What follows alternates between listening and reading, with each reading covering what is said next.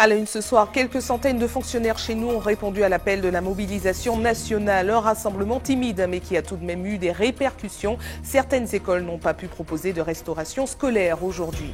La commune de Sainte-Marie sans conseil municipal depuis hier soir. 21 élus de la majorité sur 30 ont annoncé leur démission. René Vaténard, élu le 11 juillet dernier, ne fait plus du tout l'unanimité au sein de son équipe. Dans le Nord Caraïbe, maires, parlementaires et communautés d'agglomération se sont mobilisés hier soir pour faire entendre leur voix. Un rassemblement à la demande du maire de Saint-Pierre, Christian Raffa, est notre invité politique du soir. Et puis, les espaces de coworking se multiplient en Martinique. Le concept qui vient des États-Unis fait de plus en plus d'adeptes. Nous verrons quels sont les avantages et les inconvénients dans notre dossier du jour. Bonsoir à tous et merci de nous accueillir chez vous. Ils étaient quelques centaines à avoir répondu à l'appel des syndicats aujourd'hui. La mobilisation nationale des fonctionnaires a été moyennement suivie chez nous. Il était question ce matin de protester contre la suppression de 120 000 emplois annoncés par le gouvernement. Malgré le faible suivi, quelques écoles et administrations ont été tout de même impactées. Reportage de Louis Sabas. L'école maternelle Solange-Haribo close. Pas d'enfants dans la cour. Seul signe de vie, la présence de quelques personnels municipaux. Conséquence de la grève des agents de la fonction publique, une mobilisation qui a eu des répercussions sur le fonctionnement de nombreuses écoles de l'île. À Fort-de-France, ce père de famille a dû apporter de quoi déjeuner à son enfant. Étant donné qu'il n'y a pas de repas, bon, on m'a dit qu'il n'y avait pas de repas cet après-midi, mais en venant là, on m'a dit qu'on va peut-être envoyer 10 repas. Cette organisation locale, syndicale, font écho à la mobilisation nationale contre la diminution de 120 000 postes de fonctionnaires d'ici à 2022. Ce matin, à la maison des syndicats, les enseignants protestaient contre cette mesure. Nous avons quand même des élèves aussi qui sont en difficulté et qui demandent donc un meilleur encadrement. Donc plus nous avons des formateurs, en tout cas des éducateurs avec eux, et mieux ils pourront être formés. Donc il ne suffit pas de supprimer des postes parce que quand on supprime des postes, on supprime des moyens. Parmi les manifestants, un représentant de la Fédération nationale des enseignants venu de l'Hexagone. Outre les conditions de travail dans les établissements scolaires, il s'inquiète pour l'avenir d'une profession qui connaîtra en plus du gel de son indice, l'augmentation de la CSG ou le rétablissement des jours de carence. De quoi appauvrir un peu plus un corps enseignant déjà en souffrance. Les fonctionnaires, on a perdu du pouvoir d'achat. Bon, alors selon les organisations syndicales, depuis une dizaine d'années, on fait le calcul à peu près en gros à 10-15% de perte de pouvoir d'achat. On a des jeunes collègues maintenant qui démarrent en tant qu'enseignants, ils démarrent tout juste au-dessus du SMIC. 10-15% au-dessus du SMIC, pas plus. Donc c'est bon. D'ailleurs, d'où les problèmes de recrutement qu'on a d'ailleurs dans l'éducation nationale. Des perturbations, il y en avait aussi à Pôle emploi. Des agents ont rencontré leur direction générale au sujet des orientations du gouvernement et notamment de l'embauche de psychologues du travail. Nos emplois sont menacés parce qu'on est en train de créer des agences privées pour s'occuper des demandeurs d'emploi. On nous demande de déléguer de plus en plus, ce qui fait l'essentiel de notre métier. C'est inadmissible. Mais spécifiquement aussi, nous avons un problème sur l'orientation et nous avons 6 psychologues qui doivent être recrutés. Nous avons demandé à notre direction de les recruter prioritairement en interne. Éducation, santé, formation et même dans certains secteurs du privé, la réduction des effectifs inquiète et mécontente. Une attaque en règle contre des travailleurs, non sans conséquences pour la Martinique, selon les syndicats. Nous sommes un pays où le poids du service public dans l'économie et dans la vie sociale est important. Par conséquent, toute restriction qui frappe ce secteur a des effets plus dramatiques chez nous. Ces fonctionnaires ont ensuite battu le pavé Foyalais. Une manifestation qui, selon le secrétaire général de la CDMT, fait partie d'une série de ripostes passées et à venir contre la politique d'Emmanuel Macron, qui compte ainsi réaliser des dizaines de milliards d'euros d'économies sur les dépenses publiques. Politique maintenant avec cette crise qui frappe la commune de Sainte-Marie. Depuis hier soir, la ville n'a plus de conseil municipal. 21 conseillers de la majorité sur 30 ont annoncé leur démission face à René Vaténard. Un véritable coup de tonnerre pour le nouveau maire élu le 11 juillet dernier. De nouvelles élections devront être organisées dans les 3 prochains mois. Hubert Bornil et Valérie Vincent se sont rendus sur place. Regardez. Les jeux de politique, on connaît ça à Sainte-Marie, mais si l'on peut dire quelque chose, c'est le mot harmonie que l'on voit sur les pelouses encore affichées dans quelques lieux du bourg. On ne sait pas s'il a encore toute sa place dans cet hôtel de ville. Pour l'instant, dans la rue, on évite d'aborder le sujet car ça reste très sensible. Moi, je ne connais rien du tout. Ils ont tous démissionné, qu'est-ce qui se passe? Mais oui, j'ai entendu ça ce matin, mais je ne sais pas. Faut pas m'en parler pour parler. Comment tu les membres, pas ça qu'ils arrivent à passer exactement. Mais il a manipulé l'opinion, il a manipulé les conseillers, il a bagay. Il est poste député, il est poste maire. La dame, elle veut être maire, c'est ça? C'est ça qu'on a dit? C'est ça, mais c'est ça que je pense aussi. Hein? Ah bon? Mais oui. Monsieur Vatenard s'est laissé piéger. Il s'est laissé piéger et c'est un bon gestionnaire, tout le monde le dit à Sainte-Marie. Et je souhaiterais qu'il revienne. C'est lui-même qui a manipulé ça. C'est lui-même qui a manipulé ça. La semaine passée, il a fait comme une réunion et puis il avait un bouglia pour vous bougler en difficulté alors que vous avez fini faire bougler ni 3 mois. Quelques réactions courageuses car il faut oser le dire, ils ne sont pas si nombreux à s'exprimer face caméra par peur de représailles, nous a-t-on dit. Là, on a filmé moi, mais ici, on a la commune. Et ni c'est pas tout partout, c'est pas là, mais c'est le même, ni c'est pas tout partout. Ni c'est pas la même, ni c'est pas en l'été. On en est là, suite au conseil municipal où le hier soir, où 21 conseillers de la majorité ont signifié leur intention de démissionner. J'ai essayé de mettre tous mes efforts, tout mon savoir au bénéfice de cette collectivité pour qu'il y ait de la réussite dans tous les domaines, social, finance et tous les autres domaines. Parce que cet homme-là qui m'avait demandé de venir l'accompagner, je lui dis si je viens, je t'accompagnerai. Et quand je prends cet engagement, je ne suis pas de ceux qui ont des ambitions. Je n'en avais pas. Mais j'ai dit tiens, je vais l'accompagner. Parce que c'était un ami. Beaucoup parlent à Sainte-Marie de théorie du complot, mais à qui profite le crime? Je suis un homme de sagesse. Mais je ne suis pas dupe. J'essaie de comprendre. Et ce qui arrive à M. Azéo aujourd'hui, c'est parce qu'il est mal entouré. Et dans son équipe, il a des gens qui cherchent à le déstabiliser, lui, pour prendre sa place. Avec tout ça, je repars encore plus troublé qu'à mon arrivée dans cette commune fleurie qui multiplie les efforts afin de créer l'harmonie, enfin, la vraie harmonie. À partir de maintenant, il va falloir attendre que le préfet reçoive toutes les démissions. Et puis, dans 1 mois, voire 2 mois, seront organisées les élections partielles ici à Sainte-Marie. Politique toujours avec notre invité politique, comme chaque mardi soir. Ce soir, nous recevons Christian Raffa, maire de Saint-Pierre. Bonsoir à vous. Bonsoir. Merci d'avoir accepté notre invitation. Alors, les élus du Nord Caraïbes, la suppléante du député du Nord, Cap Nord, se sont réunis hier soir à votre demande pour faire l'état des lieux de la situation du Nord Caraïbes. Alors, qu'en est-il ressorti déjà? J'oserais dire que c'est à la demande de la population, parce que la colère gronde depuis très longtemps, et là, la colère est en train de déborder. Et donc, c'est poussé par la population que nous avons progressivement réuni l'ensemble des maires du Nord Caraïbes, accompagnés de la représentante, de la suppléante du député et de la représentation du président de Cap Nord.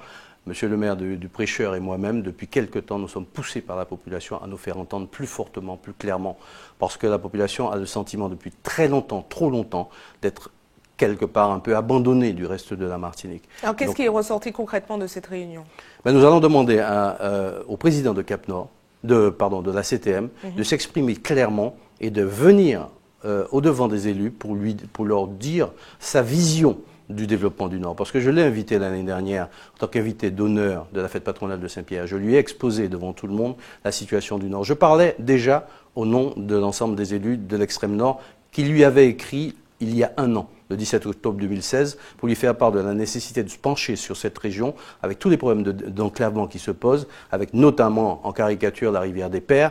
Nous n'avons pas eu de réponse. Et là, depuis 10 jours, il se trouve que le maire de Saint-Pierre, que je suis, la ville de Saint-Pierre, parce que derrière nous, il y a une population qui attend. Eh bien, je suis laissé seul face à mes responsabilités. On me dit que tout ce qui se passe dans cette ville, c'est l'affaire du maire. Quand on voit les inondations qui se sont produites, à partir de là, On dit il y a une affaire martiniquaise, il y a une gravité de la situation qui nécessite l'implication de tous les Martiniquais et en particulier de la CTM qui a des compétences et des outils techniques pour nous aider à résoudre ce problème. C'est un avis qui a été partagé par tous les élus qui étaient présents. Absolument. Hier soir, tout le monde se dit qu'il y a un problème dans le Nord Caraïbe. Il n'y a pas qu'un problème, il y en a beaucoup. Il y a un état d'abandon et j'oserais dire de dédain, voire de mépris du Nord Caraïbe.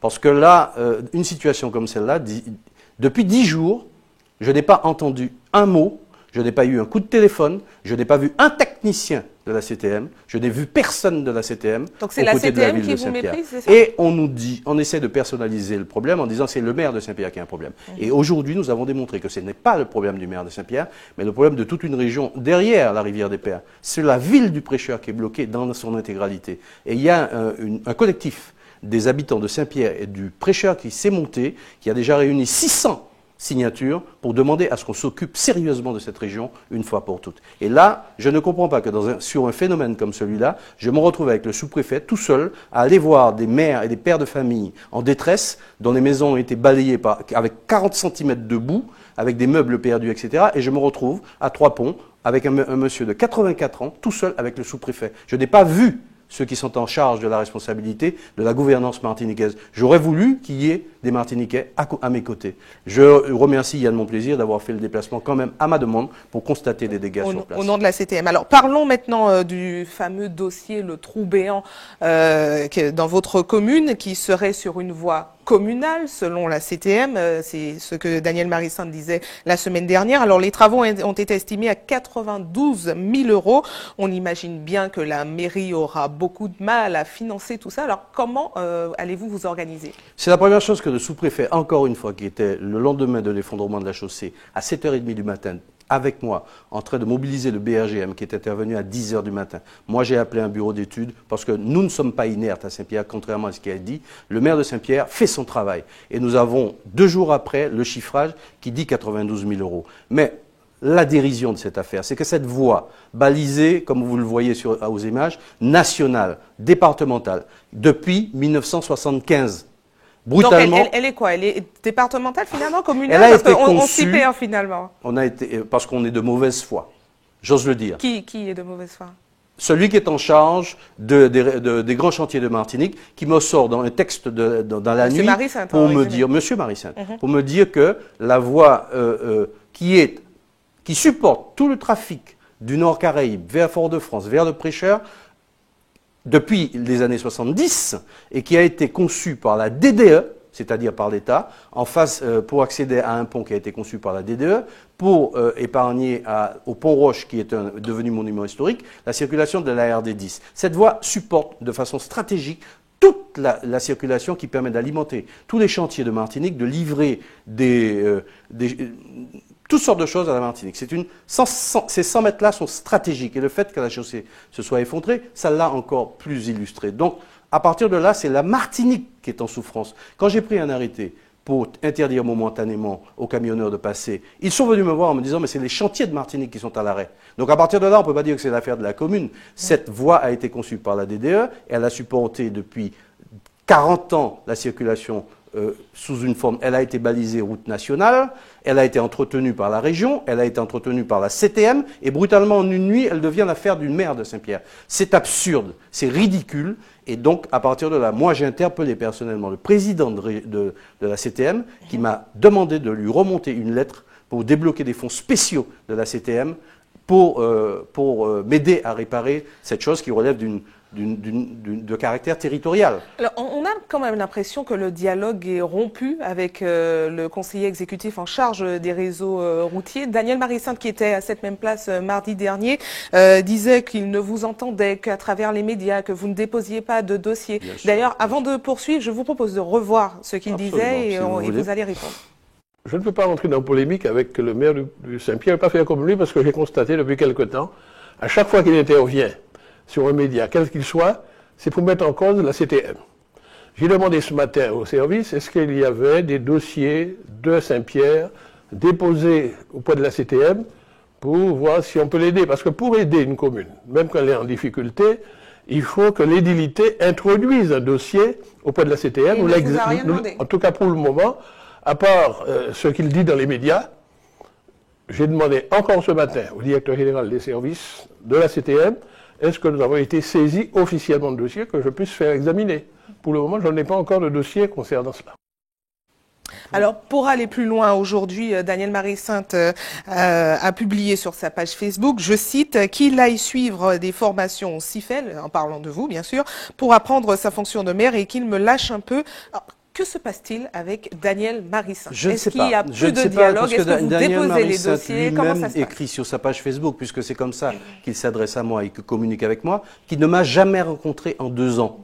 Il ose écrire ça, alors que moi, je peux produire près d'une dizaine de lettres où je lui demande un certain nombre de choses. La dernière lettre en question date de juin 2017, où je lui demande, à la suite du fait qu'il m'a traité de maire débutant, un entretien avec les maires du Nord-Caraïbe et en particulier avec le maire du Prêcheur autour du énième débordement de la rivière des Pères qui a empêché tout simplement aux gens de fêter la fête des mers. Il y avait des gens qui sont restés avec leur manger et leur boire auprès de la rivière. Ils n'ont pas pu franchir ce jour-là pour aller au Prêcheur, pour aller dans les quartiers nord, cette rivière qui débordait. La rivière déborde encore parce que les services de M. Marie-Sainte ont réalisé un trottoir qui a aggravé le phénomène et qui a fait que la rivière a changé de lit et s'est mise à emprunter la RD10 comme lit pendant 150 mètres. Il se trouve que derrière, c'est 40 cm de boue, et là, sur une RD10 embourbée par des travaux qui ont été mal faits par la CTM sans en informer de maire, voilà-t-il pas que il me sort un texte de loi pour me dire que le maire de Saint-Pierre est responsable d'empêcher les inondations dans sa ville. Je trouve ça petit. Alors, je trouve ça scolaire et je voudrais que l'on passe. Ou bien c'est une question d'incompétence, de discussion? Je ne sais pas à quoi ce monsieur joue. En tout cas, ça n'est pas l'affaire du maire de Saint-Pierre qui a été, sauf à croire que les 6 maires qui étaient avec moi ce matin, monsieur le président de Cap-Nord et monsieur Bruno Enacer-Zéro qui s'est fait représenter, sont complices de caprices du maire de Saint-Pierre.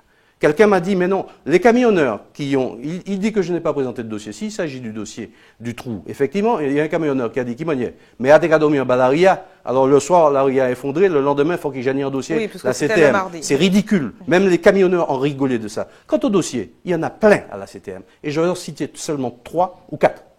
Le dossier de rénovation du marché, le dossier de rénovation de la maison de la Bourse, le dossier de la rénovation de la mairie et le dossier surtout de la rénovation et de l'extension du musée. Ce sont des dossiers qui ont été votés par l'ex-région. La maîtrise d'ouvrage a été qui ont commencé à estimer les travaux et les travaux sont à l'arrêt. C'est de la faute de qui?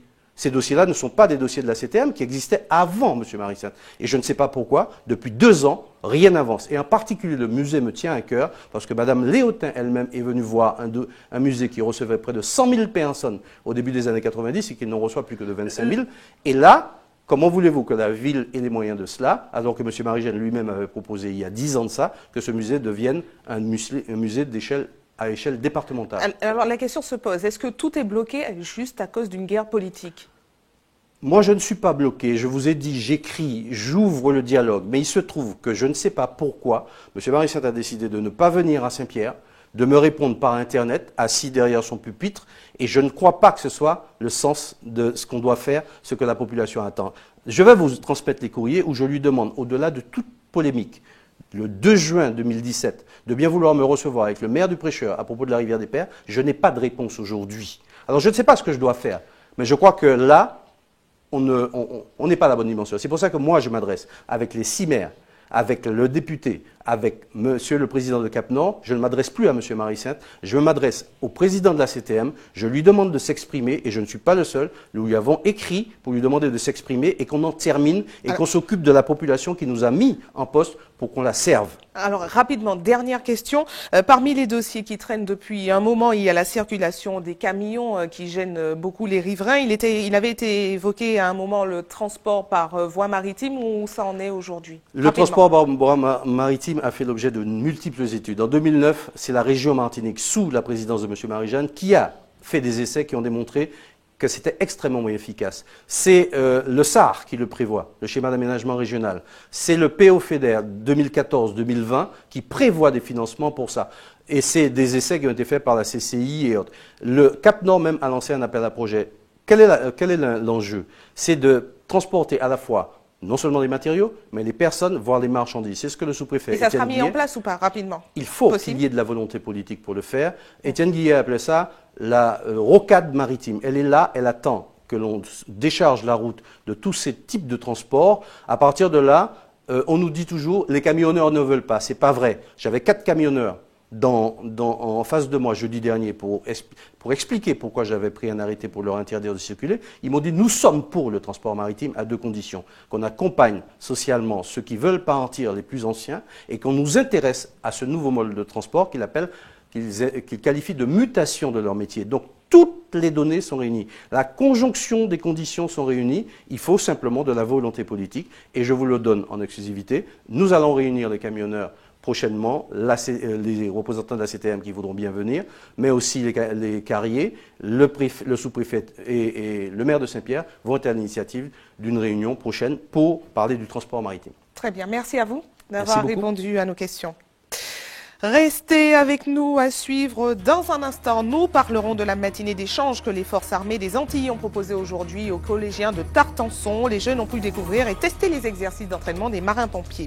En culture, nous vous proposons un avant-goût de la pièce Entre deux tempêtes qui sera présentée à partir de demain soir au théâtre Aimé Césaire. Il s'agit de la confrontation des regards d'Aimé Césaire et de Shakespeare sur le racisme. Et puis, les élèves de la classe à horaire aménagé en musique du collège Fernand Donatien ont fait leur entrée en musique aujourd'hui. Mais avant, direction la Guyane, où près de 600 lycéens ont manifesté leur colère ce matin. Ils ont défilé dans les rues de Cayenne avant de se rendre au rectorat pour présenter leurs revendications. Plus de sécurité aux abords des établissements, une meilleure organisation des emplois du temps et la rénovation des établissements jugés vétustes. C'est un reportage de Jonathan Larieux. La grogne des lycéens monte d'un cran. Faute de réponse des instances administratives, c'est le chemin de la rue pour manifester que choisissent les lycéens de l'île de Cayenne. Dans les rangs, les lycées Melchior Garé, Léon Gontran Damas, Félix Eboué, rejoints par les élèves de Mac-Joséphine. Le groupe composé d'un peu plus de 300 élèves interrompt brièvement la circulation, mais la vie générale semble de leur côté. Ah oui, ils ont raison, entièrement raison, je suis entièrement d'accord. Dans la ligne de mire des étudiants, les portes du rectorat. Arrivés devant en masse et rejoints par quelques retardataires, c'est au total près de 500 lycéens qui occupent le parking. Ça montre que c'est pas juste le caprice d'un groupe d'élèves, le fait qu'on soit vraiment tous unis, on est vraiment une force. C'est vraiment l'académie qui se plaint et pas juste un lycée. Après quelques prises de parole, plusieurs représentants par lycée sont désignés. S'ensuit une lecture du cahier des revendications. Jeunes lycéens et étudiants de Guyane, voulons prendre en main notre avenir. Nous ne disons pas seulement nous avons des problèmes dans notre lycée, nous voulons que ce soit résolu. Non, nous avons des idées, mais pour l'académie. Comme par exemple un plan de construction d'établissements provisoires, en attendant justement la construction de nouveaux lycées polyvalents avec des filières adaptées. Ça permettrait de scolariser ceux qui ne sont pas scolarisés et surtout de vider un petit peu les classes surchargées. Une heure après leur arrivée, une délégation composée des représentants lycéens sont finalement reçus au rectorat, mais la démarche est loin de faire l'unanimité car le recteur est absent. On a déjà dit tout ce qu'on avait à dire. Nous, on veut que le recteur, la CTG se déplace dans notre lycée, qu'il soit dans une salle non climatisée, avec des sièges non confortables, pour qu'il puisse faire caler contre Damas pour commencer à prendre les choses au sérieux parce que là, on commence à en avoir marre. Des membres de la CTG se sont eux aussi joints à la réunion tant bien que mal. Il est midi quand les étudiants quittent la réunion avec des réponses loin d'être satisfaisantes. On nous a rappelé l'importance de l'éducation pendant toute la réunion et pour nous dire qu'on aura une éducation au rabais parce qu'on n'a pas de foncier, non. Nous sommes conscients qu'on ne peut pas avoir tout de suite. Ce serait complètement bête de penser qu'on pourrait avoir tout de suite, mais nous voulons quand même pouvoir nous projeter justement dans l'avenir avec ces changements. Même si ce n'est pas forcément nous qui en profiterons, mais pour la génération dont nous sommes les aînés. Parmi les points de revendication des élèves, une rencontre avec le recteur a été obtenue. Elle devrait se tenir en début de semaine prochaine. Direction la Guadeloupe avec un nouveau quartier privé d'eau depuis un bon moment. 1 an. Plus précisément, la faute à la panne d'un suppresseur qui ne peut plus alimenter le quartier. Cela se passe à Capesterre-Belle-Eau et Yvan Lemar s'est rendu sur place. Regarde. À la section Haute-Plaine, l'eau est devenue une denrée rare depuis plusieurs mois et le passage de Maria n'a rien arrangé. Le robinet est complètement sec. Parfois, il y a peut-être avant Maria, on envoyait le soir, disons vers 3h, 4h du matin. Et à 5h, il n'y en avait plus. Alors, il fallait se réveiller pour soit faire une machine, nettoyer les WC, faire ce qu'on a à faire la vaisselle et tout le soir. Mais depuis après Maria, on n'a rien. Le robinet est sec. Comme il faut que j'aille faire mes lessives dans une laverie, je profite, je prends de l'eau. Dans le cimetière de Saint-Sauveur, il y a un robinet, je vais prendre. Lorsqu'il pleut, on met des trucs dehors pour qu'on puisse ramasser de l'eau. Il y a parfois le robinet coule. Si ça coule ce matin, à 4h du matin, vers 5h, c'est déjà fini. Pour s'en sortir au quotidien, on s'organise comme on peut. Nous, on est obligé de partir à la source, récupérer des bidons, remplir des bidons, tout ça. Donc voilà, mais ça date pas d'aujourd'hui. Ça date de plusieurs années. Et nous, on a une section plus bas ils ont de l'eau. Et pourtant, on est branché sur le même réseau. À 4h du matin, et l'eau ne coule pas très fort, il faut arrêter la machine. Et après, pour le lendemain, à 4h du matin encore, on va commencer. Mais on reste deux jours là-bas, sans eau. Pas plus ce matin encore, je me suis réveillé avant 2h moins quart. Ça ne coulait pas encore. Et c'est mon frère qui est venu me réveiller, il était à 3h moins quart à peu près. 3h moins quart, il m'a dit, lui est arrivé. Ouais. Là, j'ai commencé à remplir, ça c'est sur moi. Il n'y a pas d'eau même. Et pourtant, voilà le château d'eau. Le château est tout juste à côté, à 2 pas de nous. Des casses de canalisation dues à une surpression seraient la cause du manque d'eau. Dans le cadre du plan départemental de sécurisation de l'eau, sous l'autorité de la communauté du Grand Sud Caraïbe, des travaux sont programmés. Dans quelques jours, les travaux de renouvellement de près de 400 mètres de tuyaux seront remplacés par l'entreprise qui a soumissionné le conseil départemental. Ces 400 mètres seront là pour remplacer ces réseaux défectueux et qui aujourd'hui, avec des stabilisateurs nouveaux, pourront non seulement garder l'eau, mais aussi réguler à travers ces stabilisateurs à la population la distribution nécessaire. Le secteur qu'on appelle un peu de la plaine, le secteur le plus plat, aujourd'hui connaît cette défection et c'est pour cela que nous allons ensemble avec le département accompagner ces travaux. La population bien sûr aura une gêne le temps de ces travaux, mais en même temps aura une autre qualité de son service de distribution d'eau. Les travaux sont prévus d'ici 15 jours. En attendant, une pétition a été mise en place par les habitants pour défendre leurs droits. De retour en Martinique avec cette matinée sport, armée et jeunesse qui a été organisée aujourd'hui au Fort Saint-Louis à Fort-de-France. Les élèves de 3e du collège de Tartançon ont été conviés à assister aux exercices physiques pratiqués sur le site par des marins-pompiers. Ils ont même pu se prêter au jeu d'effort et d'entraide. José Le Chertier était sur place. Regardez. Avant de vous mettre à l'eau, vous constituerez les binômes. Allez, faites 2 colonnes. Je vais systématiquement contrôler. Loin des cours théoriques, aujourd'hui les élèves mouillent le maillot. Une immersion dans les métiers de la marine, comme ici le sauvetage en mer. De quoi mettre à l'épreuve leur sens du collectif. Ça permet de réfléchir à comment travailler en groupe, même si on est seul dans une compétition. Ça m'a apporté beaucoup de solidarité et de l'amour envers mes prochains. Ça m'apporte beaucoup de choses, premièrement de la collectivité, avec mes camarades. J'ai trouvé cette sortie très amusante, très intéressante. Ce collégien se met, lui, dans la peau d'un soldat du feu. Un costume qu'il ne se verrait pas porter tous les jours. J'ai un peu chaud, c'est un peu un équipement un peu lourd, mais sinon ça va. Tu te vois faire ce métier? Pas vraiment. Loin d'être une visite de courtoisie, cette sortie initiée par l'établissement s'inscrit dans un projet pédagogique interdisciplinaire. Objectif, renforcer l'estime de soi et l'esprit d'équipe. Ce n'est qu'un point de départ pour poursuivre l'intégration de valeurs. Ça va être poursuivi en classe à travers des matières comme le français et puis à travers le CVC, une structure liée à l'établissement qui est le conseil de vie collégienne, et la CPE va prendre ça en charge et va faire un travail avec eux, notamment sur la devise, sur les notions de cohésion et de solidarité. On va voir le nœud plat. Chaque année, ce sont près de 4000 élèves qui viennent ainsi se frotter au savoir-faire militaire dans le cadre du programme Sport Armée Jeunesse. La commission Sport Armée Jeunesse est un organisme qui est rattaché au ministère de la Défense et qui a pour vocation de créer du lien entre la nation et son armée, et notamment sa jeunesse. Ces jeunes adhèrent réellement aux activités. Et puis après, les activités d'entraide, comme vous pouvez le voir avec la partie nautique, où eh bien, si on est en difficulté, c'est le groupe ou celui qui est avec vous qui vient vous aider. Et on n'est jamais tout seul. Et c'est vraiment l'esprit d'équipage qu'on retrouve sur les bateaux ou dans les unités des armées. Une opération séduction aussi pour une armée sans cesse en quête de nouveaux effectifs. Les apprentis du jour seront peut-être les recrues de demain.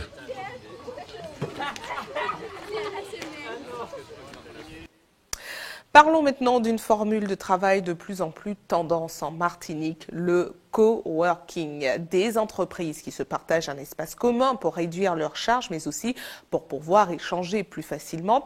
Le concept vient des États-Unis et aujourd'hui, il y en a une dizaine chez nous. Alors, est-ce vraiment un bon plan pour les jeunes start-up? C'est notre dossier du soir. Il est signé Alizé Lutran et Guy-Raphaël René.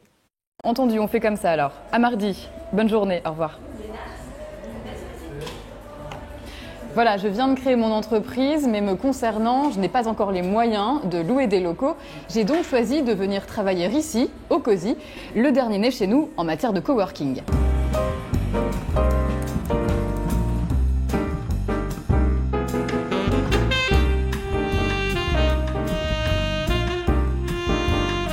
La proportion d'auto-entrepreneurs, elle est vraiment importante. Donc vraiment répondre à une problématique de professionnels décontractés qui sont nomades un peu, des gens qui des fois travaillent sur la route, puis on veut rencontrer un client, puis voilà, avoir un endroit central. On a donc des gens dans la com, blogueuses, on a des gens qui travaillent en ressources humaines, on a des consultants, des gens à leur compte, des fiscalistes. La demi-journée, on est à 15 € et la journée complète, on est à 28 € par exemple. La semaine, ça revient à 120 € et le mois, ça revient à 450 €. Et ça comprend le thé, le café, la connexion Internet, les sourires, la bonne humeur.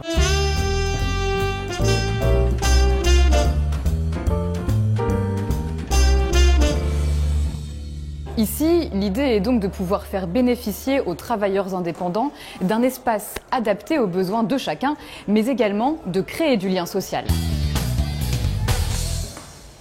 La plus grosse contrainte d'un porteur de projet, c'est son isolement social. Aujourd'hui, on est dans une société de réseau, donc c'est important de pouvoir sortir de chez soi pour aller travailler. Ça donne un dynamisme et de pouvoir rencontrer du monde, partager ses bonnes et ses mauvaises expériences.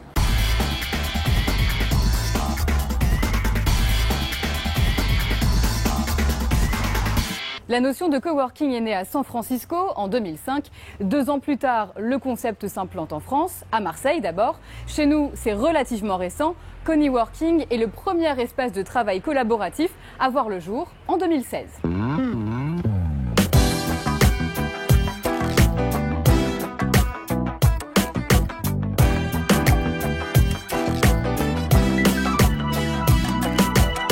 Une entreprise, quand elle démarre, elle a besoin de quoi? Elle a besoin d'une secrétaire pour accueillir ses clients, répondre au téléphone.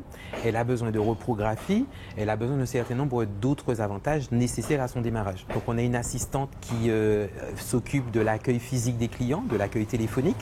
On a un service de reprographie. Il y a à peu près une économie d'environ 40 à 50%. 40 à 50% sur ce que ces personnes auraient payé ailleurs.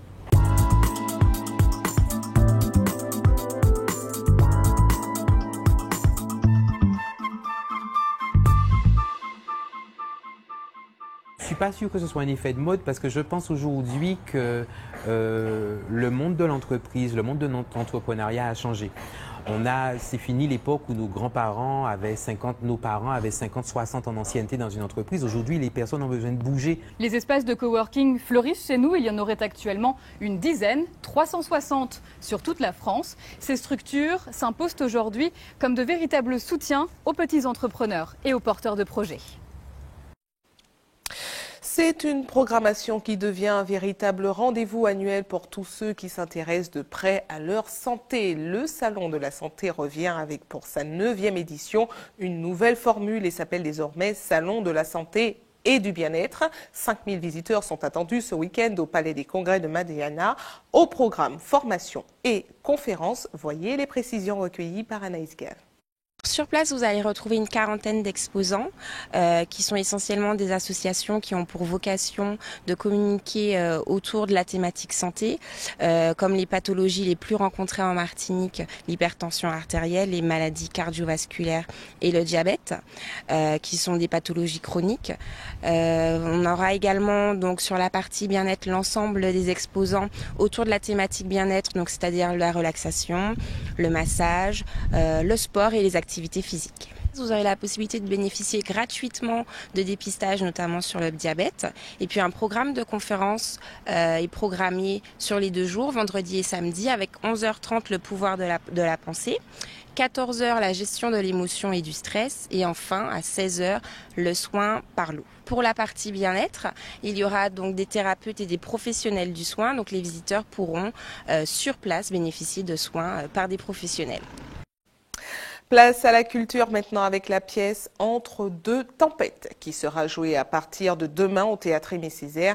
Il s'agit d'un rapprochement de 2 textes séparés par plusieurs siècles mais autour d'un même sujet, le racisme. Une confrontation de regards de 2 auteurs, Aimé Césaire et Shakespeare, qui seront proposés du 11 au 14 octobre à 19h30. José Le Chertier a assisté aux dernières répétitions. Regardez. À tout bien réfractaire. Alors que toi-même, sauvage, ne savais pas ce que tu voulais, j'ai fourni à tes désirs des vocables pour mieux les nommer. D'abord, ce n'est pas vrai. Tu ne m'as rien appris du tout, sauf bien sûr à baragouiner ta langue pour mieux comprendre tes ordres. Nous avons décidé de représenter une jeune troupe qui réfléchit sur le racisme à travers la confrontation entre le texte de Shakespeare et surtout le texte d'Aimé Césaire qui nous a fait beaucoup réfléchir. J'en ai marre! Moi aussi j'en ai marre, Caliban! Non mais là j'en ai marre, j'en ai vraiment marre. Oh non mais Fred, arrête de casser les cheveux comme ça. Qu'est-ce qui se passe? Pourquoi c'est moi qui fais l'esclave? Pourquoi Caliban, il n'a pas une scène d'amour? Non, oui, je veux pas jouer le rôle de Ferdinand, c'est pas ça que je dis. C'est pas écrit dans On arrive à Shakespeare, transmettre un message, je pense que l'idée passe, on interroge en tous les cas, sans donner de réponse, puisque c'est pas le but. Le but c'est que les gens se posent la question et si les gens se posent la question, déjà on trouve des réponses, on va trouver de multiples réponses. Et si les gens peuvent se répondre après, discuter après, c'est pas mal déjà, ce serait déjà pas mal. J'ai dit le bon texte? Non, t'as pas dit le bon texte. Ah si, j'ai dit le bon texte. Non, Écoutez, on reprend au même endroit. Hein. Texte de Prospero. Texte de Caliban. Avec lui, tu es condamné à une poésie de service et d'agrément. Tu n'es bon qu'à créer des illusions pour endormir le peuple. Eh bien moi, quand je serai libérée, j'irai partout dans le monde. Ariel, c'est un esprit de l'île, c'est un esprit de l'air. Ce personnage-là, il s'amuse à gérer entre les fous désirs de Prospero, son patron, et la justice. Il a un sens de justice. Et donc, il aimerait bien que tout ça se passe bien entre les personnages et de remettre un peu la paix et l'ordre et l'amour et la poésie.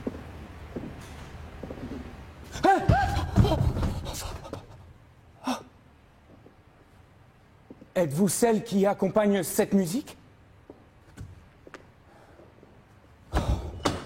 Déesse, veuillez me révéler si vous demeurez sur cette île. Shakespeare étant un homme de la Renaissance, il avait ce racisme presque innocent, bébête, où un nègre c'était un nègre, c'était un monstre d'ailleurs. Aimé Césaire qui arrive et qui reprend, c'est ça qui est très intéressant aussi, presque scène par scène, mais du point de vue du fameux monstre indigène. Ariel, les choses vont trop vite à mon goût.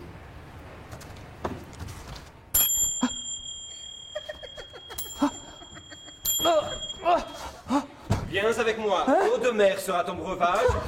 Tu te nourriras de mou de ruisseaux, de racines et de glands. Allez, suis-moi. Culture, toujours avec une rentrée un peu spéciale pour 23 élèves du collège Fernand Donatien. Un premier jour de classe en musique pour ces jeunes collégiens qui intègrent le programme CHAM. Comprenez, classe à horaire aménagé en musique. La marraine de cette année est une grande dame bien connue de la musique traditionnelle, Gertrude Sénin, accompagnée du parrain Nicolas Lawson. Et ils suivront nos apprentis musiciens tout au long de l'année. Voyez cette ambiance captée par Alizé Lutran et Guy Raffael-Rolly.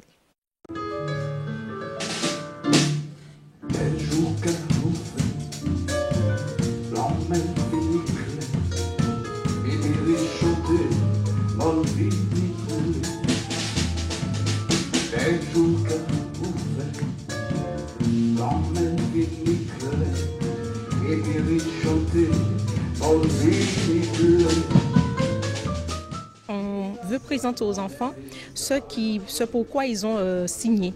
Donc ils sont là pour les 4 années, donc de la 6e à la 3e, et ils vont s'inscrire dans un cursus purement musical, en plus des cours qu'ils auront comme les classes lambda. Les enfants seront avec des intervenants qui vont les encadrer. Donc ils apprendront le violon, la guitare basse, la batterie, le piano, flûte traversière, saxophone. Ils restent spectateurs. Et à partir de la semaine prochaine et tout au long de l'année, là ils seront acteurs et c'est eux qui seront de l'autre côté de la scène cette fois-ci.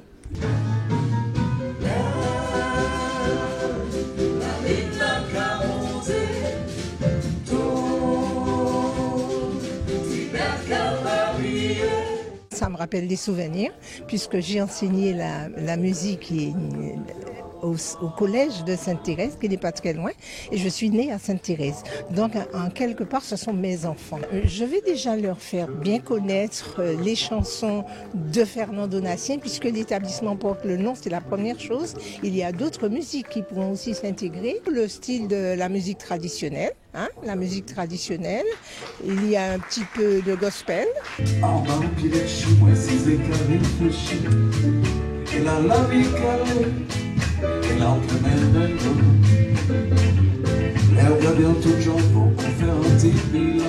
Je trouve le concept génial qu'on ait pris une classe comme ça, qu'on s'occupe d'eux pendant 4 ans. À la 6e, c'est un bon âge, peut-être même un peu tard, mais c'est déjà génial. Qu'on les prenne comme ça pendant tout le collège pour essayer de leur fournir un bagage musical, pour leur permettre de créer personnellement une vraie relation avec la musique en fait. Moi je suis là un petit peu pour les aiguiller de temps en temps. Par exemple, je vais leur dire de ne pas hésiter à tous m'ajouter sur Facebook et que s'ils ont des questions, qu'ils viennent me voir, qu'ils viennent me parler. De temps en temps, je serai là dans l'année pour venir intervenir sur des points spécifiques ou des thèmes spécifiques.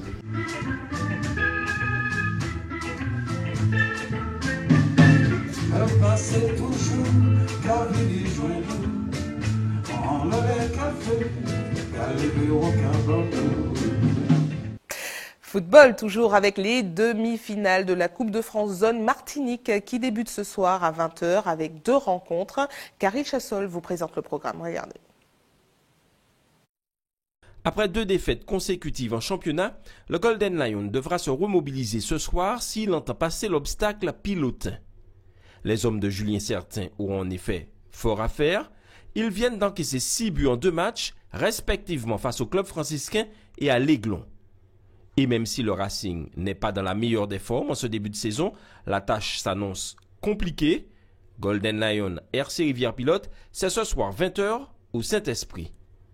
L'autre rencontre oppose à la même heure, mais aux Trois-Îlets cette fois, le club franciscain au New Star. Le champion en titre est déjà leader de la R1 et il entendra certainement poursuivre sa marche en avant face à une équipe ducossaise qui réalise un bon début de saison. Un gros test donc pour le New Star qui en saura vraisemblablement un peu plus sur son potentiel. Club franciscain New Star, c'est ce soir 20h aux Trois-Îlets. Les 2 autres demi-finales auront lieu demain 20h. À Saint-Joseph, le club colonial sera face à l'Aiglon pour l'autre choc de ces demi-finales.